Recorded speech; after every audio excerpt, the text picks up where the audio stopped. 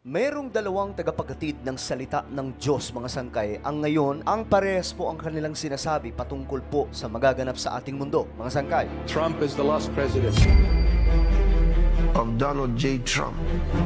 During these days, prepare yourself.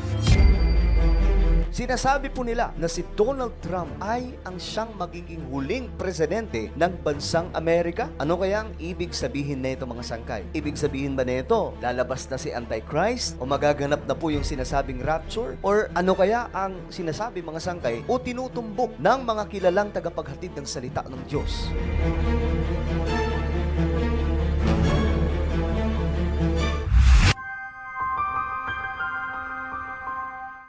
So hello, what's up mga sangkay? This is me. I'm back for another vlog today. Kamusta po mga kababayan, mga solid sangkay? Huwag niyo po kalimutan na i-subscribe yung ating YouTube channel, i-click ang bell at i-click niyo po yung all. At sa mga nanonood po sa Facebook, i-follow niyo po yung ating Facebook page. So today mga sangkay, mahalaga po ang ating pag-uusapan. Ito po ay patungkol po sa mga prophetic events na nagaganap po mismo sa panahon natin ngayon. Halimbawa na lamang po ang pagkakaupo ni Donald Trump na nagiging usap-usapan po ngayon, mga sangkay, sa mundo ng mga Bible scholars, maging po yung mga mananaliksik patungkol po sa mga propesiya na nakasulat sa Biblia, mayroon pong koneksyon daw sa mga paparating na mga prophetic events. At ito po ay nakakakilabot, mga sangkay, kung iisipin, dahil ang isa sa inaabangan ngayon, mga sangkay, ay ang pagpapatayo ng Third Temple, paglabas ni Antichrist, o ang tinatawag na rapture.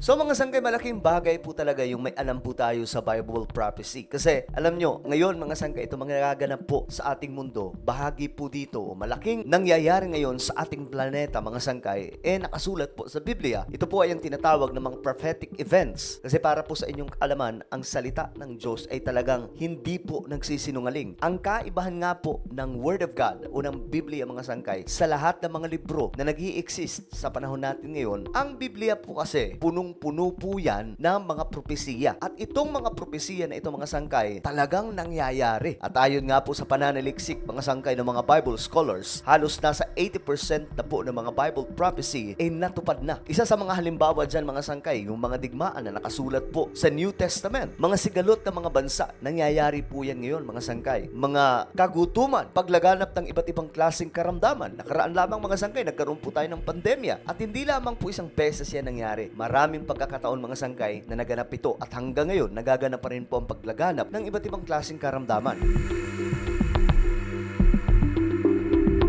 Mga pagyanig ng kalupaan at mga natural disaster na nagaganap po mismo sa panahon natin ngayon. Ito lamang, mga sangkay, ay ilan sa napakaraming nakalista na mga prophetic events na actual na nagaganap po sa ating panahon ngayon.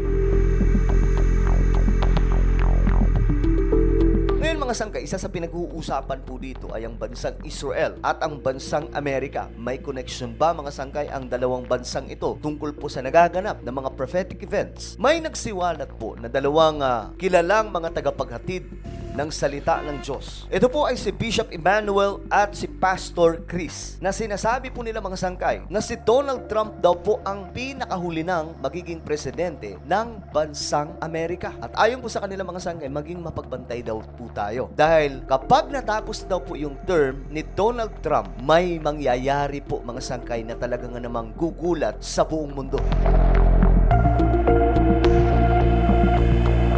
So, ang tinutukoy po nila, mga sangkay, dito ay ang mga propesiya na nakasulat sa Biblia. Ito po ay halimbawa na lamang, mga sangkay, ang pagpapatayo ng Third Temple, o di kaya naman ang paglabas ni Antichrist, o di kaya ang second coming ni Jesus Christ para po sa church, o tinatawag na rapture. Pakinggan po natin, mga sangkay, ang parehas na statement ng dalawang tagapaghatid ng salita ng Diyos. Trump is the last president. Some will disagree. It's not about Trump or any other president. It's about the Lord. Please pay attention. For throughout the presidency of Donald J. Trump, during these days, prepare yourself.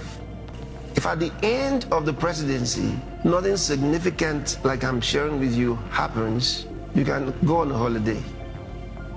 No, mga sangkay, very interesting kasi nga po itong mga nagaganap ngayon sa ating mundo ay naka-line up lamang po pagdating po sa prophetic events. Mga sangkay, that is happening today. Sa buong planeta natin, mga sangkay, talagang mayroon pong supernatural na nangyayari. Ayon po sa Revelation chapter 1 verse 3, "Blessed is he that readeth and they that hear the words of this prophecy and keep those things which are written therein, for the time is at hand." Maliwanag na sinasabi ng Biblia, mga sangkay, na mapalad daw po o pinagpala ang mga taong nakikinig sa salita ng Diyos o sa salita na kung saan naruroon ang mga propesiya at nag-iingat sa mga bagay na ito, mga sangkay, o nagiging mapagbantay sa lahat ng mga nakasulat doon. Sapagkat, mga sangkay, ang oras nga po natin ay mahalaga at hindi po natin alam, mga sangkay, kung kailan magaganap ang pagbabalik ng ating Panginoon. Malinaw po na ang mga taong marunong tumingin, mga sangkay, sa kung ano ang nakasulat sa propesiya na nariyan po sa Biblia ay nagiging mapagbantay.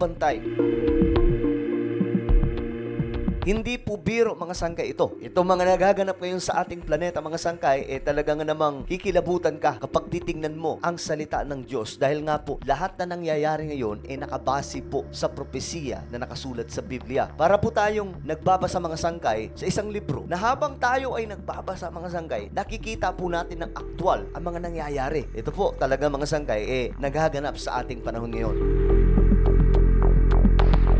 Ngayon, mga sangkay, ang kaabang-abang na pwedeng maganap, mga sangkay, at malapit na po ito mangyari. Ito po ay ang paglabas ni Antikristo o ang tinatawag, mga sangkay, na the man of lawlessness, ang taong suwail. Kaya't pinapaalalahanan po tayo, mga sangkay, sa 2 Thessalonians chapter 2 na maging mapagbantay sa mga nangyayari ngayon sa ating mundo. Dahil alam nyo, at any moment, pwede po talagang lumabas si Antikristo. At kapag nangyari ito, mga sangkay, eto na yon, ang katuparan ng malaking propesiya na nakasulat sa Biblia. Ayon po sa 2 Thessalonians chapter 2, mga kapatid, tungkol naman sa pagbabalik ng ating Panginoong Jesucristo at sa pagtitipon sa atin upang makapiling niya, nakikiusap kami sa inyo na huwag agad magugulo ang inyong isipan o mababahala kung mababalitaan ninyong dumating na ang araw ng Panginoon. Huwag kayong maniniwala kahit sabihin pa nilang iyon ay pangangaral o pahayag o isinulat namin. Huwag kayong magpapadaya kaninuman sa anumang paraan. Hindi darating ang araw ng Panginoon hanggat di pa nagaganap ang huling paghihimagsik laban sa Diyos at ang paglitaw ng suwail na itinakda sa kapahamakan. Ang tinutukoy po dito, mga sangkay, ay si Antichrist. Ang paglitaw kasi ni Antikristo, mga sangkay, ay papalabasin na ito ng araw po ay ang Mesaya. Kaya nga po, mga sangkay, sa araw na yon, magkakaroon po ng tinatawag na peace treaty si Antichrist at ang Israel. At kapag nangyari ito, mga sangkay, dito na magaganap ang tribulation. Na magaganap po yan, mga sangkay, 7 years. Ang 3.5 years, mga sangkay, ito po ay ang paglaganap ng katuruan ni Antichrist sa buong mundo, kung saan lolokohin niya po lahat ng mga leaders. Pagdating po sa geopolitics, mga sangkay, lahat halos ng mga leader ng buong mundo, mga sangkay, mahihikayat niya na umanib sa kanya at bibigyan niya po ng pansamantalang kapayapaan ang buong mundo. Lahat ng mga nag-aaway-away ng mga bansa, pagbabatiin niya hanggang sa ang Israel ay maloloko, mga sangkay. Aakalain nga po dito ng Israel na eto na nga po ang hinihintay nilang Mesaya. Kasi para po sa inyong kaalaman, marami pa rin po sa mga Israelita o mga Jewish ang nag-aabang sa pagdating ng Mesaya, sapagkat marami sa kanila ay hindi po naniniwala kay Jesus Christ na yun po ang Mesaya. Pero may mangilan-ngilan, mga sangkay, na nabaptize na po in Jesus' name at believer na po ni Jesus Christ. But most of them, hindi pa rin po talaga naniniwala na si Jesus Christ ang Mesaya.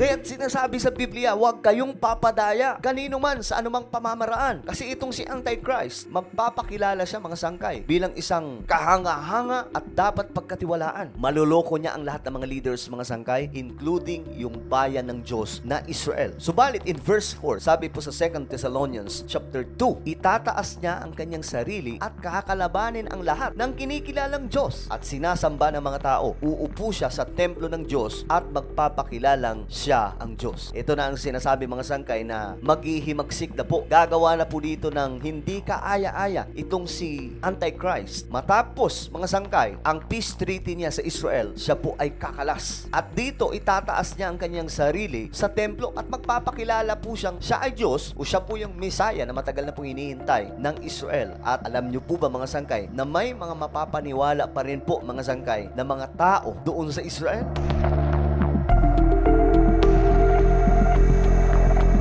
Kung kaya't mga sangkay, itong si Donald Trump, napag-iisipan nila na ito daw po ay posibleng huling presidente ng bansang Amerika na may angking impluensya. Kaya nga po mga sangkay, sinasabi po nila na pwede daw pong si Donald Trump yung maging antichrist. Pero mga sangkay, kung pag-aaralan din po natin yung leadership ni Donald Trump, pro-Jesus Christ po siya. At sa totoo lang, binalik niya po mga sangkay lahat ng mga nakagawian ng bansang Amerika. Kagaya po ng Bible study, kagaya po ng pagtutol niya mga sangkay sa LGBT, at marami pa pong iba mga sangkay na nawala sa bansang Amerika. At ngayon dahan-dahan niya pong ibinabalik ito mga sangkay. Kaya napagdududahan po siya. Teka lang, itong si Donald Trump nga ba ay isang antikristo na paparating o siya mga sangkay ang posible magbigay daan sa paglitaw ni Antichrist? Kaya nagiging usap-usapan po ito ngayon mga sangkay. Kaya nga po sinasabi nitong mga nagpahayag ng kaparehas na statement about kay Donald Trump, maging mapagbantay daw po tayo. Hanggang sa huling termino ni Donald Trump, mayroon daw pong posibleng mangyayari sa ating mundo na ikagugulat ng buong sangkatauhan.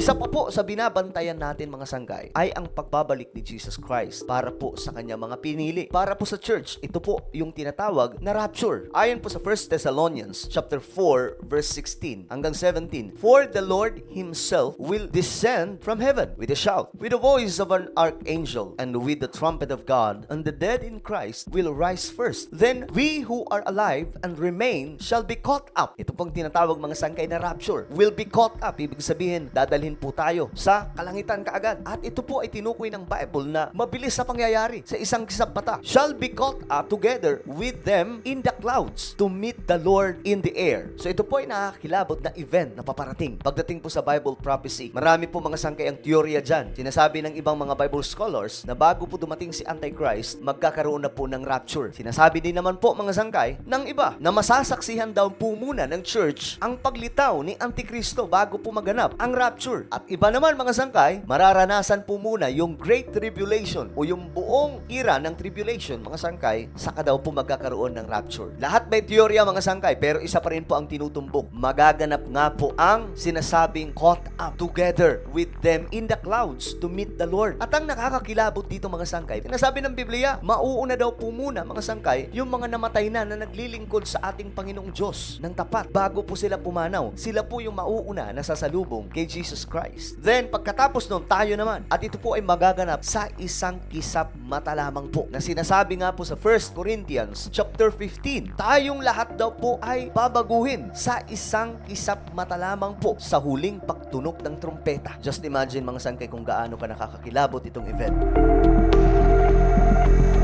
So ngayon, maging mapagbantay po tayo mga sangkay pagdating po sa mga prophetic events na nakasulat sa Biblia. At ang mahalaga, maayos yung relasyon natin sa ating paglilingkod sa ating Panginoon. Ano po ang inyong opinion sa ating napag-usapan ngayon? Just comment down below. Huwag niyo pong kailimutan na i-subscribe yung ating YouTube channel.